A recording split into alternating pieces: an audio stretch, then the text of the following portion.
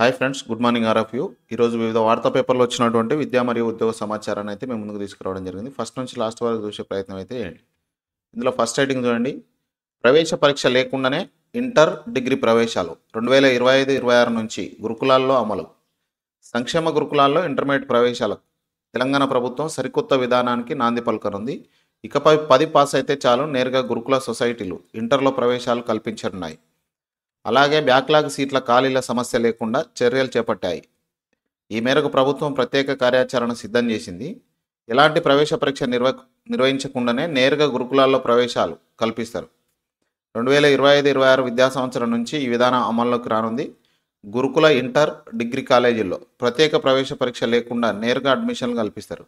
అనంతరం ఖాళీగా ఉన్న సీట్ల దరఖాస్తులు స్వీకరించి బ్యాక్లాగులు లేకుండా ప్రవేశాలు కల్పిస్తారు. ఈ దిశగా ఇప్పటికే ఎస్సీ గురుకుల సొసైటీలో ఇంటర్ ప్రవేశాలకు చేపట్టిన పైలట్ ప్రాజెక్ట్ సత్ఫలితాలను ఇవ్వడంతో అన్ని గురుకులాల్లో అమలు చేయాలని సొసైటీలు నిర్ణయించినాయి.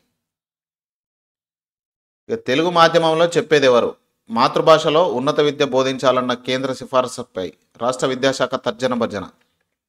రాష్ట్రంలో తగ్గుతున్న తెలుగు మీడియం ఉన్న విద్యార్థులతో బోధన అంతంత మాత్రమే. విద్యార్థులు ఉపాధ్యాయుల చూపు ఇంగ్లీష్ మీడియం వైపే. తెలుగు మాధ్యమంలో చదివేవారు 7% లోపే. మాతృభాషకు అత్యధిక ప్రాధాన్యం ఇవ్వాలని కేంద్ర విద్యాశాఖ పేర్కొంటుంది. ఇటీవల అన్ని రాష్ట్రాలకు దీనిపై సూచనలు చేసింది. సాంకేతిక విద్య సహా అన్ని ఉన్నత విద్యా కోర్సులకు స్థానిక భాషలో పుస్తకాలు అందించే ప్రక్రియను ఇప్పటికే చేపట్టింది. నూతన విద్యా విధానంలో భాగంగా ఈ మార్పులు చేపట్టనుంది. అయితే రాష్ట్రంలో తెలుగు మీడియం పరిస్థితిపై 2 నెలల క్రితం రాష్ట్ర విద్యాశాఖ జరిపిన అధ్యయనంలో ఆసక్తికర అంశాలు వెలుగు చూశాయి. ముఖ్యంగా స్కూల్ స్థాయిలో తెలుగు మీడియం పరిస్థితి అంతంత మాత్రంగానే తేలిపోయింది. తెలుగు మీడియంలో బోధించడం ఉపాధ్యాయులకు కూడా ఇబ్బందిగానే ఉందని విద్యాశాఖ అధికారులు చెబుతున్నారు. ఇంగ్లీషు వాడక భాషగా మారడం, కొత్త తరం ఉపాధ్యాయుల వృత్తిలో రావడంతో తెలుగు బోధనలోనూ ఇంగ్లీష్ పదాలు దొర్లుతున్నాయని పేర్కొంటున్నారు. ఈ క్రమంలో ఉన్నత విద్యను తెలుగులో బోధించడంపై సమగ్ర అధ్యయనం చేయాలని ప్రభుత్వం భావిస్తుంది. దీనిపై నిపుణులతో కమిటీ వేసే యోచనలో ఉన్నట్టు అధికారిక వర్గాలు చెప్తున్నాయి. ఇక్కడ మనకు ప్రస్తుతం ప్రభుత్వ స్కూళ్ళలో తెలుగు మీడియంలో చేరిన విద్యార్థుల శాతం 2024-25 సంవత్సరంలో 2వ తరగతిలో 11%, 3వ తరగతిలో 21%, 4వ తరగతిలో 26%, 5వ తరగతిలో 21%, 6వ తరగతిలో 16%, 7వ తరగతిలో 14%, 8వ తరగతిలో 14%, 9వ తరగతిలో 20%, 10వ తరగతిలో 24%. ఈ విధంగా తెలుగు మీడియంలో ఉన్నటువంటి విద్యార్థుల పర్సంటేజ్. ఇక తరగతుల వారీగా ఇంగ్లీష్ మీడియంలో చేరిన వారి శాతం చూస్తే ఇక్కడ 2వ తరగతిలో 93.19%, 3వ తరగతిలో 93%, 4వ తరగతిలో 92.89%, 5లో 92.14%, 6లో 93%, 7థ్లో 94%, 8థ్లో 95.05%, 9థ్లో 94.71%, 10థ్లో 95.71%. ప్రైవేట్ స్కూళ్ళలో ఈ ఏడాది 4,40,000 మంది చేరారు. వారిలో 1,460 మంది తెలుగు మీడియంలో చేరారు. 100లలో ఇక్కడ లక్షలలో జాయినింగ్ వస్తే 1,460 మంది మాత్రమే తెలుగు మీడియంలో జాయిన్ అయ్యారు. ఇక రాష్ట్రంలో తెలుగు ఇంగ్లీష్ మీడియం విద్యార్థులు ఇలా ప్రభుత్వ స్కూళ్ళలో, ఎయిడెడ్ స్కూళ్ళలో, ప్రైవేట్ స్కూళ్ళలో చూస్తే ప్రభుత్వ స్కూళ్ళలో మొత్తం 26,63,491 మంది ఉంటే ఇందులో ఓన్లీ 4,08,662 మాత్రమే తెలుగు మీడియం ఉంటారు. 16,12,199 మంది ఇంగ్లీష్ మీడియం ఉంటారు. ఎయిడెడ్ స్కూళ్ళలో 62,738 మంది మొత్తం స్టూడెంట్స్, 89,060 మంది తెలుగు మీడియం, 45,061 మంది ఇంగ్లీష్ మీడియం. ఇక్కడ 8,960. ఇక తర్వాత ప్రైవేట్ స్కూళ్ళలో 34,92,886 మంది మొత్తం స్టూడెంట్స్. ఇక్కడ 20,057 మంది మాత్రమే తెలుగు మీడియం జాయిన్ అయ్యారు ప్రైవేట్ స్కూల్లో కూడా. ఇక్కడ 31,49,282 మంది ఇంగ్లీష్ మీడియంలో. దీనిపై ప్రభుత్వం ఏం చెప్తుంది? స్థానికత, ఇక్కడ మాతృభాష అత్యధిక ప్రాధాన్యం ఇవ్వాలని కేంద్ర ప్రభుత్వం సూచిస్తుంది. కష్టమే. డిగ్రీ థర్డ్ ఇయర్లో లాంగ్వేజెస్కు టాటా. ఇక నుంచి కేవలం కోర్ సబ్జెక్టులే. ఫస్ట్, సెకండ్ ఇయర్లోనే లాంగ్వేజెస్. ఉన్నత విద్యామండలి నిర్ణయం. ఉన్నత విద్యామండలి డిగ్రీ 3వ సంవత్సరంలో లాంగ్వేజెస్కు టాటా చెప్పనుంది. థర్డ్ ఇయర్కు కేవలం కోర్ సబ్జెక్టులకే పరిమితం చేయనుంది. ఇక నుంచి లాంగ్వేజెస్ ఫస్ట్, సెకండ్ ఇయర్లోనే చదవాల్సి ఉంటుంది. ఇప్పటికే ఈ విషయంపై ఉన్నత విద్యామండలి నిర్ణయం తీసుకోగా వచ్చే సంవత్సరం 2025-26 విద్యా సంవత్సరంలో ఇది అమల్లోకి రానుంది.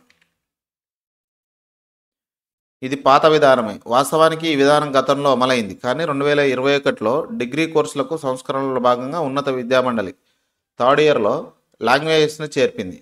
4 ఏళ్లు దాటకుండానే ఈ నిర్ణయంపై అదే ఉన్నత విద్యామండలి యూటర్న్ తీసుకుంది. అయితే అప్పుడు నిర్ణయం తీసుకున్న వారిలో ఎవరు ఇప్పుడు ఉన్నత విద్యామండలిలో లేరు. థర్డ్ ఇయర్లో ప్రాజెక్ట్ వర్క్. డిగ్రీ థర్డ్ ఇయర్లో ప్రాజెక్ట్ వర్క్ను తప్పనిసరి చేసిరు. ప్రాక్టికల్స్కి బదులుగా ప్రాజెక్ట్ను అంతర్భాగం చేయాలని నిర్ణయించారు. ప్రస్తుతానికి ఇంజనీరింగ్ సహా అన్ని కోర్సుల్లో మాత్రమే ప్రాజెక్ట్ వర్క్ అమలు చేస్తారు. ప్రాజెక్ట్ వర్క్ క్రెడిట్స్ ఉంటాయి. ఈ క్రెడిట్స్ను విద్యార్థులు క్లెయిమ్ చేసుకోవచ్చు. మూక్స్, స్వయం, ఎంపీటీఎల్ వంటి ఆన్లైన్ వేదిక ద్వారా అభ్యసించిన కోర్సులు క్రెడిట్స్కి సైతం క్లెయిమ్ చేసుకునే అవకాశాన్ని ఇవ్వాలని నిర్ణయం తీసుకున్నారు. గ్రామీణ అక్షరాస్యతలలో కింది నుంచి 2వ స్థానంలో తెలంగాణ, మనకన్నా వెనుకబడిన ఆంధ్రప్రదేశ్. పురుషులు కాస్త నయం, మహిళల అధ్వానం. గ్రామీణ మహిళల అక్షరాస్యత తెలుగు రాష్ట్రాలు అట్టడుగున నిలిచాయి. బీహారు, ఛత్తీస్గఢ్ కంటే ఆంధ్రప్రదేశ్, తెలంగాణ వెనుకబడ్డాయి. 2023-24 విద్యా సంవత్సరంలో ఏపీ కింది నుంచి మొదటి స్థానంలో, తెలంగాణ కింది నుంచి 2వ స్థానంలో ఉన్నాయి. మొత్తం గ్రామీణ అక్షరాస్యత రేటు విషయంలో తెలంగాణ, ఏపీ కింది నుంచి వరుసగా మొదటి 2 స్థానాల్లో నిలిచినట్టు ఇటీవల కేంద్రం ప్రభుత్వం వెల్లడించింది.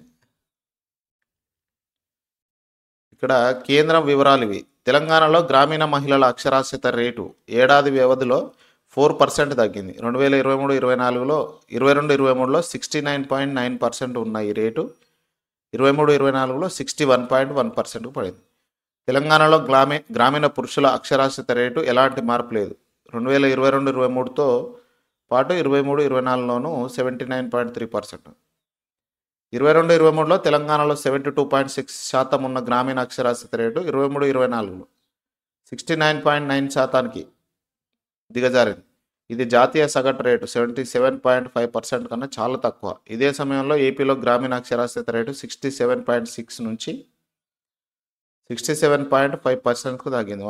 0.1%. ఇక్కడ 23-24లో గ్రామీణ అక్షరాస్యత శాతం కింద అట్టడుగున ఆంధ్రప్రదేశ్ ఉంది, దానిపైన తెలంగాణ ఉంది. ఈ రెండింటి గురించి మనకు అవసరం కాబట్టి ఇక్కడ తెలంగాణ అయితే పురుషులు 79.3%, మహిళలు 61.1%. మొత్తం 69 యావరేజ్గా 69.2లో కింది నుంచి 2వ స్థానంలో ఉంది తెలంగాణ. సైనిక పాఠశాలలో 6-9 తరగతులకు ప్రవేశాలు.